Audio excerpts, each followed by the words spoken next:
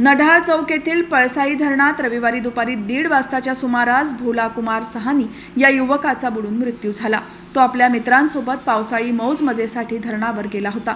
भोला कुमार सहानी हा पांडुरंग शिवाजी कांबळे, ओमकार मचले आणि आनंद हांडा या मित्रांसोबत नढाळ येथील पळसाई धरणावर फिरायला गेला होता। पाण्याचा अंदाज न आल्याने भोला खोल पाण्यात ओढला गेला आणि बुडाला।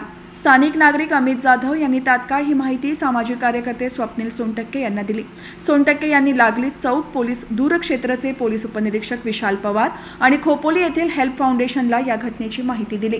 माहिती मिळताच पोलीस उपनिरीक्षक विशाल पवार यांच्यासह चौक पोलीस सिटी ॲम्ब्युलन्सचे अमित गुजरे, स्वप्नील युवराज सोनटक्के, अनिकेत अशोक गायकवाड आणि जितू युवराज सोनटक्के हे मदतीसाठी घटनास्थळी पोहोचले।